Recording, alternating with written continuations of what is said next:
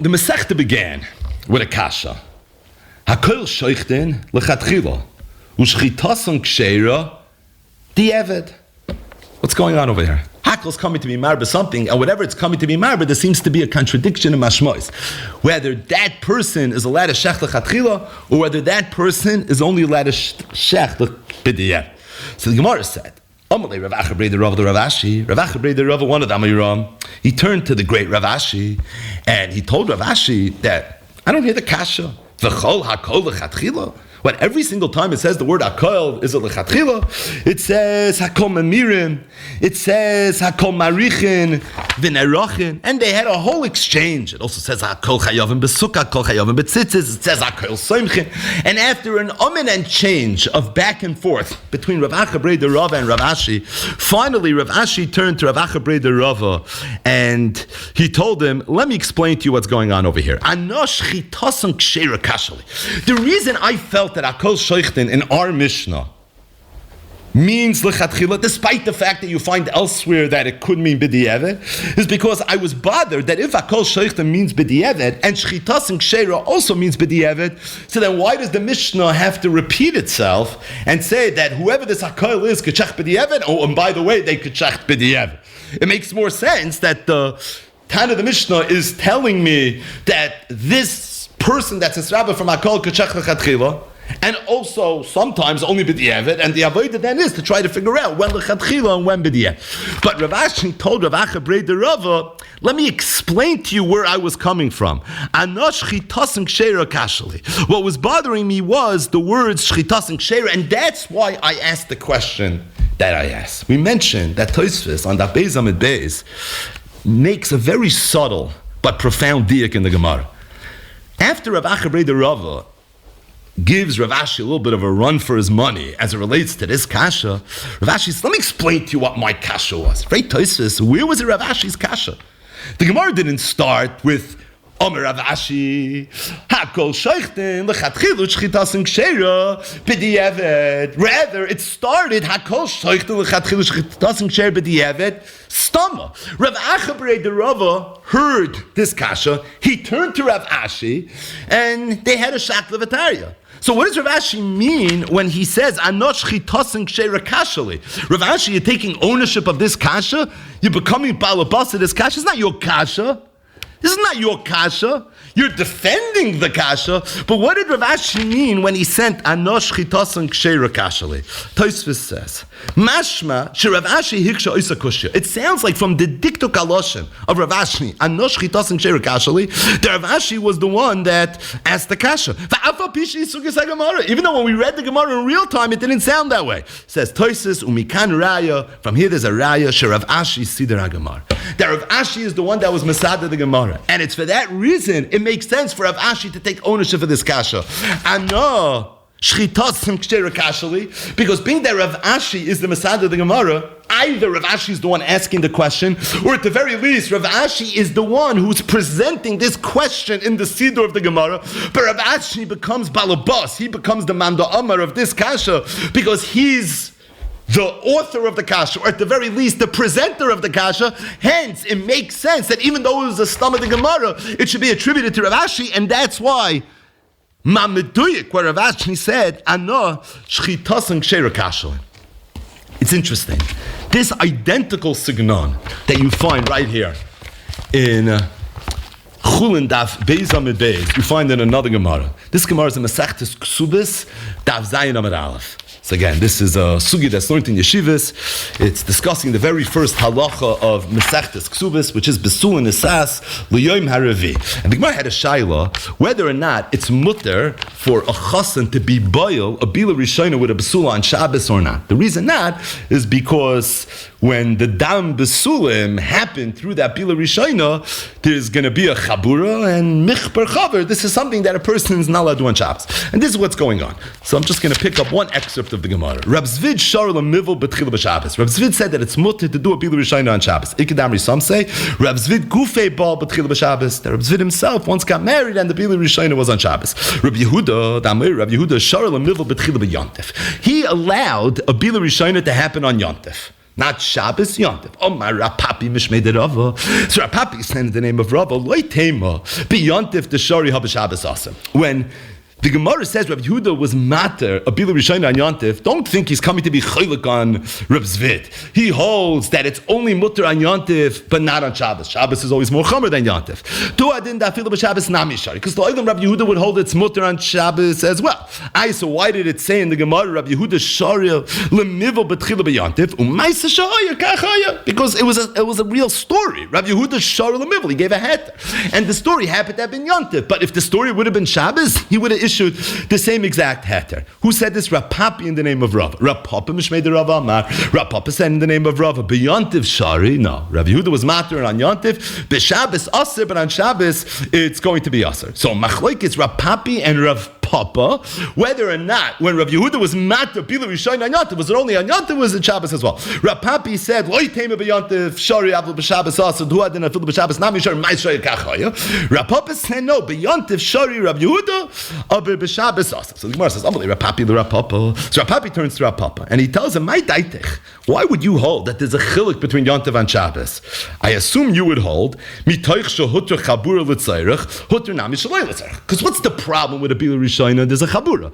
On Yontif, you're allowed to make a chabura l'tzayrich eichel nefesh. We know Basil has a shita mitoich shehuter malacha l'tzayrich eichel nefesh huter nami shalei l'tzayrich eichel nefesh. So chabura shalei l'tzayrich eichel nefesh Yontif will be mutter. But on Shabbos, where there's never a time that you're allowed to make a chabura and there's no sugya mitoich, therefore it's going to be aser. So Rapapi told Rapapi, it's probably what you hold. Well, let me have to ebazai mutter lasses mugmer b'Yontif. It should be mutter to make mugmer Yontif. So this is old school. Once upon a time, the Olam didn't reichen on Yontif. They used to make mugmer on Yontif, right? These were real besamim. This is the real deal. Either way, he said it should be mutter to make mugmer on Yontif, the mitoich shehutra havara l'tzayrich, hutra nami shalei l'tzayrich. You have the same cheshbon of mitoich. What's the problem with making mugmer? The problem is it's havara. Havara is mutter l'tzayrich eichel nefesh. Beisil holds mitoich shehutra malach l'tzayrich, hutra nami shalei l'tzayrich. Amalei Rapapa told Rapapi, that's your kasha. You're saying that if you say mitoich by a beer, that means you should say mitoich when it comes to mugmer. Alecha makra. It's regarding you. It says the following pasuk, and this is one of the foundational principles in Hilchos Yontif. Definitely when you discuss the sugyas of smoking and showering on Yontif, not for now. But either way, he told them the epic words. It says, right,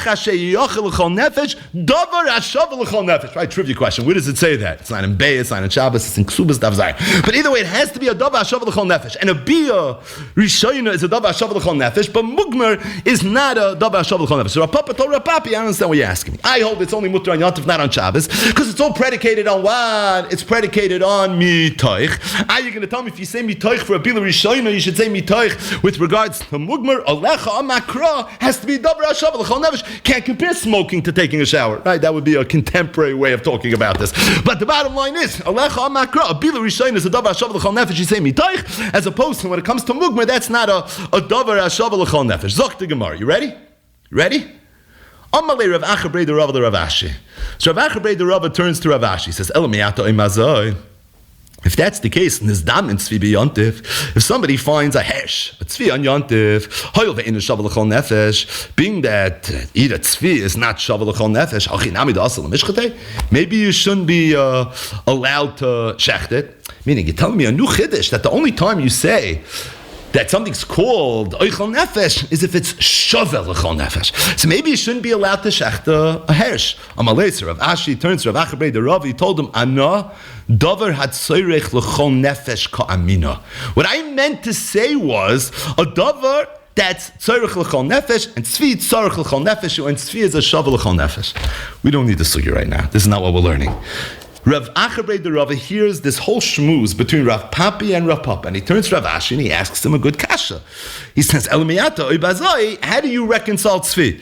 So Rav Ashi says, Ano davar tzorech l'chol nefesh kamina. What I meant to say was, Rav Ashi didn't say one word. We just went through the entire Gemara, more than we had to. He didn't say, for a reason, he didn't say one word, did Rav Ashi. What does he mean when he said, "Anot davar atzoyrich l'chol nefesh ka'amina"? The teretz is, even though Tosfos doesn't speak it out, in Ksubas Daf Zayin, I'm a bedaf it's zustellen. It's a Tosfos in Chulin, Daf Beis Amid Beis. It's the same exact Tosfos. And that is umikan raya Rav Ashi sidur haGemara, and that's why, just like Rav Ashi said in Chulin Daf Beis, "Anosh chitos and ksheira kashali." Over here in Ksubas Daf Zayin, he said, "Anot davar atzoyrich l'chol nefesh ka'amina," even though he's not the one that said it. The truth is, we don't have time for this right now, but if you take a look at Ksubas Daf Samech Tes, in a sugya with regards to Amona Nizonis Minechse Yesoimim, in the event that she's trying to be Toiveya from the Chasam Mishubadim. And if you take a look in Nida Daf Yudalit, that's a sugya in Ksamim, you're going to find the same exact signon. So at least 4 places where this repeats itself. We are in the middle of a sugya, someone says something to Rav Ashi, Rav says, "Let me explain to you what I meant," even though Rav Ashi didn't say one word. But the teretz is, it's this Tosfos Chulin Daf Beis Amid Beis. Mikan raya shen Rav Ashi sidur haGemara. If you take a look on this Tosfos, Reb Kiveger and Gilyon Hashas, Zeichen Su, Gemara in Masechtas Bava Metzia Daf Pei Vav Amid Aleph, and Rashi on that Gemara. The Gemara over there says, Rebbe v'Rab Nosson Soif Mishnah, Rav Ashi v'Ravina Soif Hoira. Rav Ashi and Ravina was Soif Hoira. If you take a look at Rashi, Rashi says Soif Hoira, Soif Kol HaAmoira. They were the end of all the Amoira. Ad Yemeim Zok Te'elige Rashi, Loi Hoisman Gemara Ala Seder. The Gemara was not written Ala Seder. Elo Kishahoisa Sheila Nisheles Betama Mishnah Bebeis HaMedrash, Oy Sheila Al Maisa Mu'ura B'din Mamina Isa V'Heter, Kol Echad V'Echad, Oy Mertayimai. Everybody would say whatever he wanted to say. For Rav Ashi v'Ravinu, Sidru Shmois Amoiram Shalifneim. V'Kovu Al Seder HaMesechtois, Kol Echad V'Echad, Mishnah Ruya Vashnuyla. Vehikshu Kushyo Sheyesh Lahashiv Upeirukim Sheruyim Letaret Seim Vamiram Sheiman. Vekavu Akol Begemara Kagoin Eseve, Meseve, Viramini, Ibayulu, Vatirutzim Shaleim Mash Shairu Oisam Shalifneim, Vaisa Shamru Vechulu. And this is, says Rashi, it's a very long Rashi, what the Gemara means when it says that Ravina and Rav Ashi was Soifeira. So Reb Kiveger, this Rashi right here is matim with this Tosfos in Chulin Daf Beis Amid Beis, and that is that Rav Ashi, and in the Gemara you see Rav Ashi together with Ravina, they were the ones that were Masada the Gemara. The truth is, this is an Indian that I believe is kedai to be marchiv on, if for no reason other than Baruch Hashem, we do what we do, and that is we learn Talmud Bavli day in, day out, rain, snow, or shine, and we have a Tosfos tucked away in the beginning of Masechtas Chulin that tells us who the author of the Talmud Bavli is. I think it's kedai to delve in a little bit. But before we do that, we have to introduce a person that I believe is one of the most underrated Gaonim of the late 19th century and the early 20th century, and that is Hagoyin Hagadol, Rabbi Yitzchock Isaac Halevi Rabinowitz, or more popularly known as Rabbi Yitzchock Isaac Halevi, or even sometimes simply as Halevi. So who exactly was Rabbi Yitzchock Isaac Halevi? Rabbi Yitzchock Isaac Halevi was born in the 1840s in Lita. He was a child prodigy. At the age of 13, he had enrolled in the Volozhiny Yeshiva, and he became a Talmud Muvik of the Beis Halevi, who was Rosh Yeshiva, or one of the Rosh Yeshivas, in Volozhin at the time. As a matter of fact, not only did he become a Talmud Muvik of the Beis Halevi, but he became a Yedid Nefesh, v'nafshay kshuroi b'nafshay ad yoim moisai, with the Beis Halevi's famous son, Hagoyin Hagadol, Reb Chaim Halevi Soloveitchik. He became best friends with Reb Chaim. The Rabbi Yitzchock Isaac Halevi was an incredible guy. His Bekias was almost surreal. Not just that, his way of learning, his mahalach and critical thinking was very much like that of his Greis Rebbe, the Beis Halevi, and his Chavrusa, and his Chaver, Reb Chaim. So this was a Yid who had an incredible Bekias, and in addition to the fact that he had an incredible Bekias, he also was a big London in the very Briska, the Volozhina, the Soloveitchik, in the very Litvisha sense. Rabbi Yitzchock Isaac Halevi was also very street smart. He was very politically astute, and there was a feeling amongst the Gaonim that being that he was blessed with this Kishrin, he had to use it for the Tayelis of Klal Yisrael. In fact, if you're familiar with a little bit of the Jewish history of Litta, and specifically of the Volozhin Yeshiva. I discussed this briefly this morning with Davi Safir.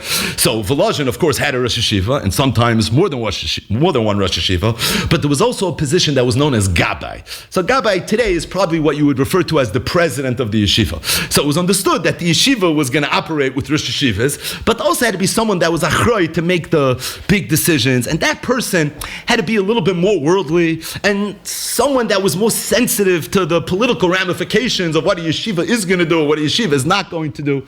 The Gabbai of the Volozhin Yeshiva for the last 25 years of its existence was Rabbi Yitzchock Isaac Halevi, which, by the way, speaks volumes of who he was and how he was respected in the Litvish world, and also with his relationship with Reb Chaim, because Reb Chaim, of course, was one of the Rosh Yeshivas of Volozhin. But the bottom line is, this was a Yid who was a great, great Goyen, but he was also someone that had a certain instinct when it came to understanding worldliness and politics that transcended him and put him into a very, very unique category.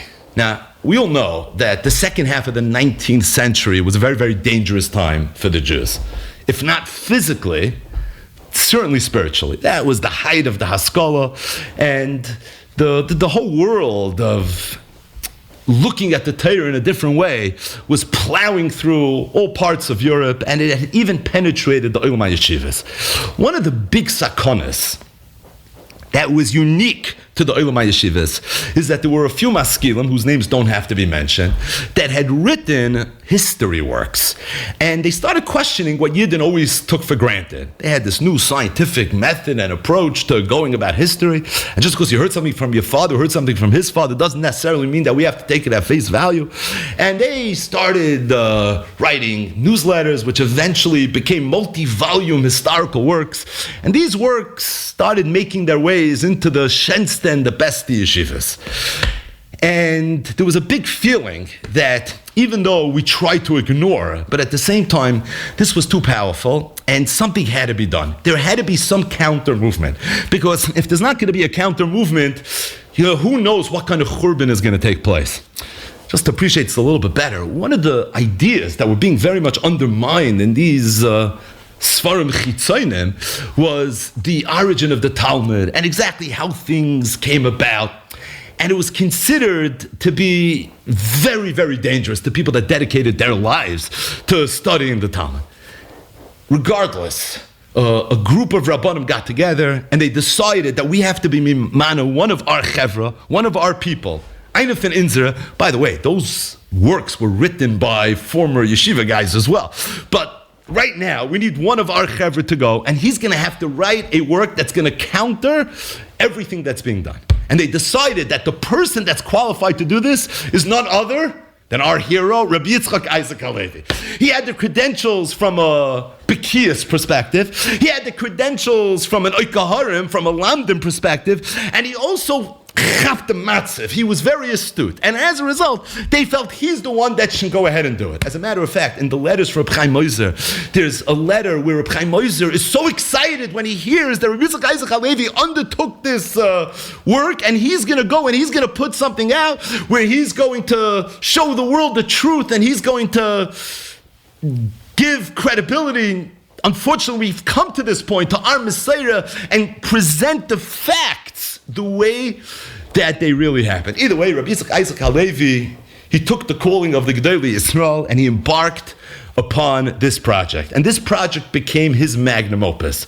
If you know, you know. It's what's known today as a 6-volume work. It's called the Doros Harishonim. The Doros Harishonim was written by Yitzchock Isaac Halevi, and the purpose of the Doros Harishonim was to go and it was to counter. As a matter of fact, if you go through Doros Harishonim, over the years I've gone through several segments of it, it's very, very unique. First of all, it's unique because it's in large part a polemic. He quotes all the maskilim, svarim that you're not supposed to learn.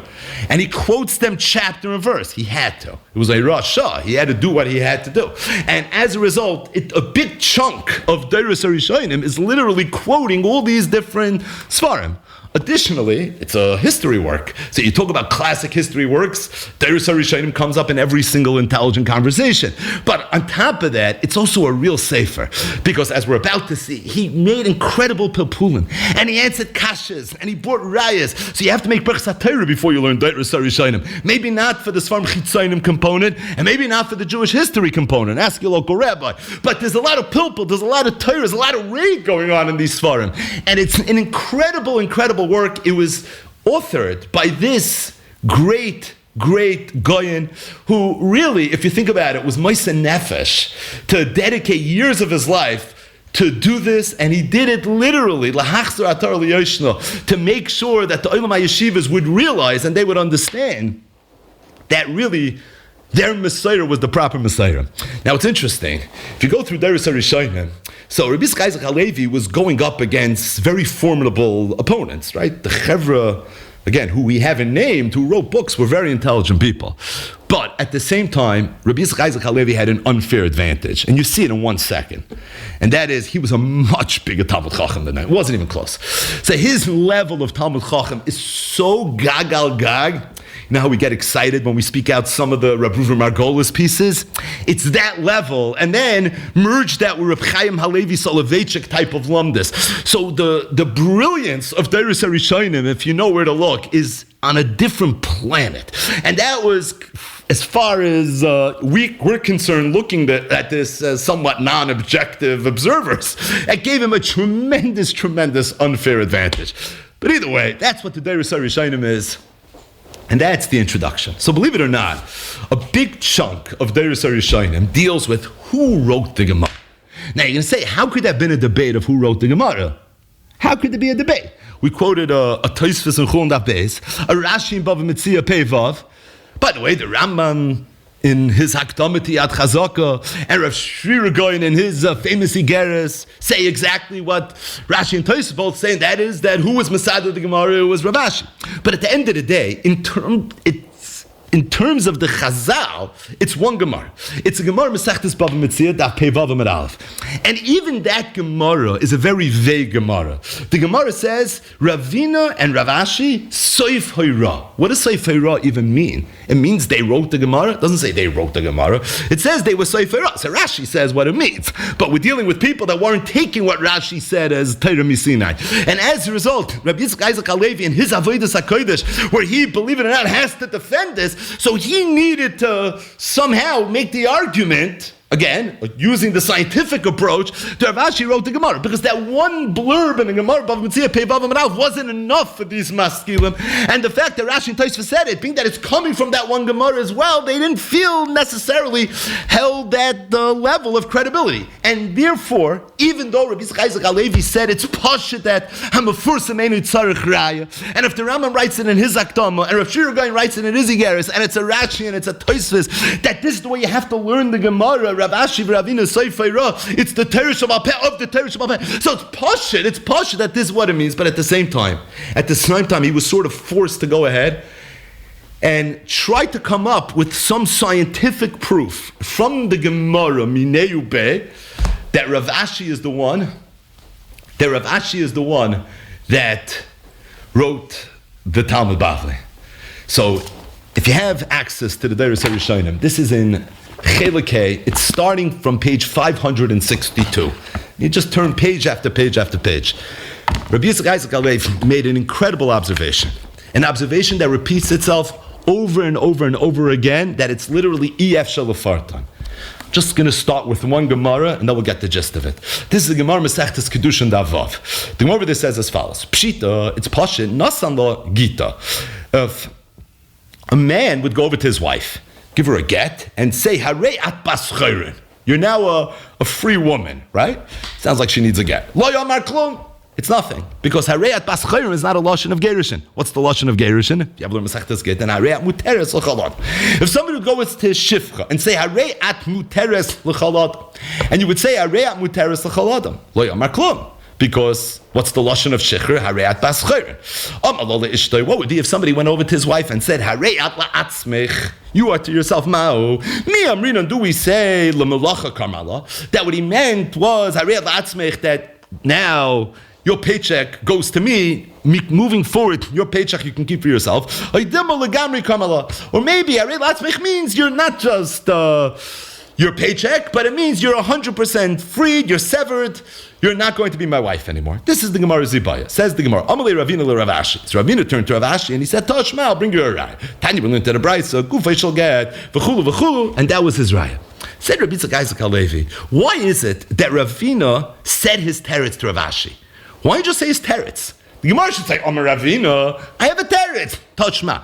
Doesn't say Ravina just said a teretz. Ravina went and he said his teretz to Rav Ashi. Now, Bishloim had Rav Ashi said something previously in the sugya that would explain why Ravina is talking to Rav Ashi. Rav Ashi had said something, or if Rav Ashi would respond to Ravina and he would say something after the fact, that's why we're bringing we're looping Rav Ashi into this conversation because he's going to contribute. Rav Ashi didn't contribute one thing in that Gemara in Kedushin Davav. There was an Ibaya, Mitat Toshma. Ravina is the one that said the Toshma. There's just one knech. Omale Ravina le Rav Ashi. That you want to know who Ravina told this Toshma to Rav Ashi. And then Rabbi Yitzchock Halevi said that this anomaly, where you have an Amayra who's going to say a teretz to a kasha in a sugya, and rather than just say it, he's going to address it to Rav Ashi, despite the fact that Rav Ashi wasn't mentioned earlier or isn't going to be mentioned later, is something that you find in sugyas if you know how to look over and over and over and over again. He quoted Yuma Daf Lamed Beis, Menachis Daf Chaf Aleph, Shvuas Daf Lamed Vav, Shabbos Daf Chaf Ches, Bava Basra Daf Pei Gimel. He quoted Bava Basra Daf Kuf Mem Ches. He quoted Bava Metzia Daf Tzadik Vav, Yuma Daf Mem Ches, Bechiris Daf Nun Hey, Shabbos Daf Kuf Tes, Menachis Daf Lamed Aleph, Menachis Daf Nun Beis, Kedushin Daf Chaf Aleph, Sukkah Daf Mem Aleph, Bava Kama Daf Tzadik, Yuma Daf Chaf Hey. Over and over and over and over and over again. Where there's a kasha, and Amayra, it's always a different Amayra, by the way. And an Amayra, whoever that, it's Rabbi Yirmiyah, it's Rava Mi Barnish, it's Mar Bar Ameimar, Rav Achas Saba, you just go through these Gemaras. It's always a different Amayra. Every single one is somebody else.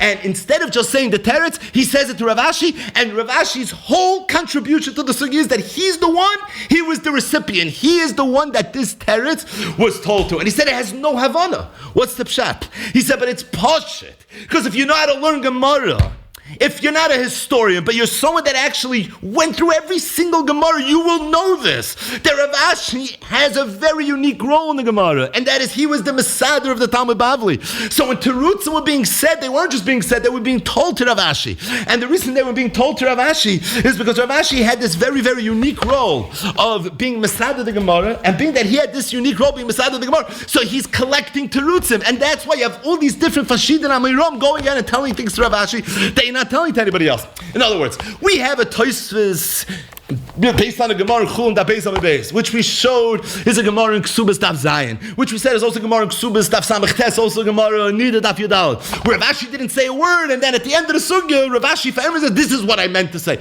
It's 4 rayas. Murder. 4 rayas. Al pi arba edom yakum davar. There's no question in the world. But Rabbi Yitzchock Halevi said, I'm going to double down on this Tosfos. I'm going to show you how many times where even though you don't have that very unique punchline where Rav Ashi says, this is what I meant to say, but at the same time, the Amiram are talking to Rav Ashi. And being that they're talking to Rav Ashi, it means Rav Ashi plays a very unique role over here. What's this new unique role that Rav Ashi is playing? The teretz is, he's the Masad of the Gemara. It's not one line in a Gemara in Bava Metzia that pei vav that the maskell could be mefakvik on. This is the whole time of Bavli. It screams it from the rooftops that Rav Ashi is the one that was Masad of the Talmud Bavli. I'll tell you something very interesting. Reb Ari Bergman from Lawrence, so he wrote his dissertation on Rabbi Yitzchock Halevi's Doros Harishonim. It's called The Formation of the Talmud. So it's a synopsis with a lot of hisafis of his on this thesis of Doros Harishonim, specifically the formation of the Talmud components. There's a lot more going on in Doros Harishonim, but he's referring specifically to this part. On page 117, he brings this whole inyan that Rabbi Yitzchock Halevi made this observation that you find sugyas where there's a kasha and an Amir is going to say a teretz, and he tells the teretz to Rav Ashi, even though Rav Ashi wasn't mentioned prior, he wasn't mentioned after. This is what he writes. He says, today, Halevi's assertion can be proven by computer-assisted research, which validates his hypothesis, a feat not possible in earlier generations.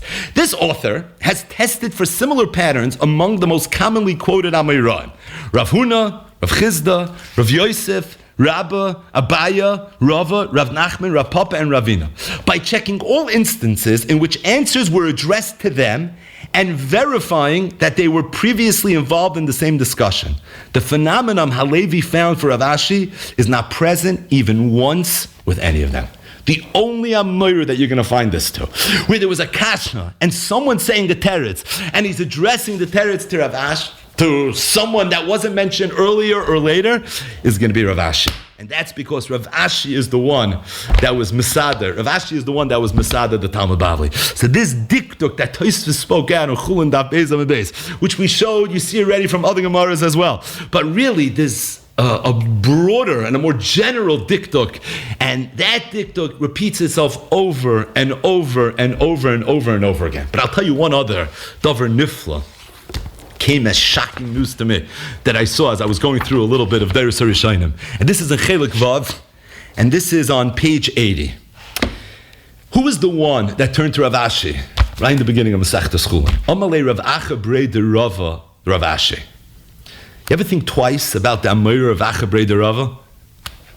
Baya, Rava, Rabba, Rav Yosef, Rav Yochanan, and Reish Lakish. Right? There's certain Amoraim that feature so prominently. Rav Acha Brei de Rava, I mean, we know it's not the first time we heard Rav Acha Brei de Rava. We've definitely said the words Rav Acha Brei de Rava a lot, but have we ever stopped to meditate a little bit on that name, Rav Acha Brei de Rava? Rabbi Yitzchock Halevi says that if you look, and Be'ez Hashem, we're going to start finding it a lot. If you look, you're going to see Rav Acha Brei de Rava is mentioned countless times in Shas. Countless, you can't count, literally. Not just that. Almost every time he's mentioned, he's talking to Rav Ashi. This idea of Amalei Rav Acha Brei de Rava Rav Ashi repeats itself close to 100 times in Talmud Bavli, where Rav Acha Brei de Rava is not just saying something, but he's talking directly to Rav Ashi. And said Rabbi Yitzchock Halevi, Hurgalnu lachshav. You ready for this? Rak es Ravina. We're used to thinking of Ravina lo imid al yad Rav Ashi. Ravina was the right-hand man, so to speak, of Rav Ashi, u'mesayeya b'sidur hashas. Aval hama'ayin yireh. But if you know how to look, you're going to find ki levad shar chachamim sheyavay zichron u'parash smaseim b'chelek shel lefnei, that aside for all the amiram that you find were for sure part and parcel of the equation. Hinei amad al yadei Rav Acha Brei de Rava. But in a unique way, Rav Acha Brei de Rava was next to him, al derech zeh atzmai sha'amad inay Ravina. In the identical way that Ravina was next to him. V'yehi gam Rav Acha Brei de Rava me ha'oidrim harishonim ha'boinim beheichel Hashem asher asku im Rav Ashi yach. Rav Acha Brei de Rava, once you know how to look, you'll see, was on Rav Ashi's side in the same exact way as Ravina was on his side. So the Gemara says above Mitzvah Daf Peva, Ravina, Rav Ashi Soifeira. It wasn't just Ravina, Rav Ashi. It was Rav Acha Brei de Rava and Rav Ashi as well. In fact, when you look at Ravina's contribution and you look at Rav Acha Brei de Rava's contribution in the world of Rabbi Yitzchock Halevi, who is the Mara de Shmaita, appointed by Reb Chaim Moiser and Reb Chaim Brisker v'chulu, to know this Indian, he said, I'm telling you, Rav Acha Brei de Rava is literally side by side. And how much more meaning will that give to sing the words of Acha Brei de Rava? How much more meaning will that give to sing the words Amalei Rav Acha Brei de Rava, Amalei Rav Acha Brei de Rava the Rav Ashi? In other words, this beginning of Masechtas Chulin, Hakol Shoichtan Lechatchila, Ushchitas and Ksheir B'Diavad, and we schwitzed over the Pshat Tov of this Gemara for 2 days. And the Gemara began, Amalei Rav Acha Brei de Rava the Rav Ashi. Acha Brei de Rava, Rav Ashi, and then Rav Ashi at the end says, Amalei Anot Shchitas and Ksheir Kashali. And Taisus, you can almost miss this Taisus, not the most lamish Taisus on the daf. And all of a sudden, Taisus throws in over here that we can Rayish Rav Ashi, see that Gemara, and Reb Kivega sends you to Arashi, about Mitzvah Daf Pei Vav. This inyan of understanding the names and appreciating what's going on right here isn't just a Tosefes insight in terms of understanding Chulin Daf Beis, but it's a Tosefes insight in terms of everything that we do. Understanding the whole Seder of the Gemara. Understanding Shas. Where Ravina and Rav Ashni and Rav Acha B'Reder Rava and his Chavraya Kedisha, they're sitting down and they're going to write now the Pirish on Masechtas Chulin, and they begin Hakol Shoichlin Shchitas and Ksheira. And Rav Ashi, who's the head of this Chabur, he puts it out there. Hakol Shoichlin Lechatchila Shchitas and Ksheira Di'evet. What do you mean, Rav Ashi? Right, Rav Ashi puts it out. What's going on over here? And Rav Acha B'Reder Rava, who's always, as you're going to see, on his right side, he turns to him and he says, "What do you mean? V'ki Hakol doesn't mean that way." Rav Ashi says, "Let me explain it to you." And then they deliver some contemporary pshatim, like Rav Ashi's own pshat, and like Ravina's pshatim, and then they even bring pshatim from the past, like Abaye v'Rava. This is all in the Seder of the Shas. Let's be Masader. Let's put it in writing. Abaye v'Rava lived 100 years ago. I understand, but now we're putting it down. Now we're going to canonize it for generations. The bottom line is, it's an insight not only in terms of understanding this Gemara right here, but really it's a davar sheyatzim and aklal lelamid ala klal kuloi. It's a way of understanding the entire klal of exactly the Seder of the Shas. I'll just end. And that is, one of the things that you discover when you learn the story of Rabbi Yitzchock Isaac Halevi is that, as we mentioned, he was someone that was politically very, very sharp and very respected by all the Gedolei Yisrael, from the Chassidim to the Misnagdim to the Litvisha to the Polisha to the Deutsche. He was somebody that was able to build bridges and was able to unite Yidden in a very, very, very unique way. As a matter of fact, if you know, you know. But Rabbi Yitzchock Isaac Halevi was also very instrumental in the founding of Agudas Yisrael. Ad Kidei Kach, it's claimed that he's the one that came up with the name Agudas Yisrael. He's the one that in one of his letters said, I even have the name. The name is going to be called Agudas Yisrael because the objective is going to be to unite all the Yidden. And if you look at how far he went to make sure every single Yid was going to be included in his vision of what Agudas Yisrael was going to be, ultimately not everybody joined Kiyadua, but read his letters and you'll see what he was trying to do. And he said, that's what we're going to call it. We're going to call it Agudas Yisrael because we're going to look away from differences and we're going to make sure we're going to unite all the different Yidden. The way Rabbi Bergman concludes his dissertation is that it's so interesting that the legacy of Rabbi Yitzchock Isaac Halevi was the Doros Harishonim. And a big part of the Doros Harishonim, maybe the Iker, but a big part of the Doros Harishonim was the formation of the Talmud. And his contribution that he gave to Klal Yisrael in terms of understanding the Talmud. It's a few years after Rabbi Yitzchock Isaac Halevi passed away at the Knessia HaGedolah, which was hosted by Agudas Yisrael. The idea of Daf Yomi came about, which further cemented the contribution and the legend of Rabbi Yitzchock Isaac Halevi. You know, it's interesting. In today's raid, Rabbi Yitzchock Isaac Halevi introduced us to an Amora that maybe we never fully appreciated. An unsung hero of the Talmud Bavli, Rav Acha B'Reder Rava. I think Rabbi Yitzchock Isaac Halevi himself is one of the unsung heroes of Jewish history, a name that the world has forgotten, a name that the world deserves to remember. This was a Yid that contributed so much to the tzur of Klal Yisrael, the way it is today. He was a Yid that was matzal nefashos at a time when Klal Yisrael was at a tremendous sakana. Yehi zichrei baruch v'yi Yosef soisav doivavos bekever.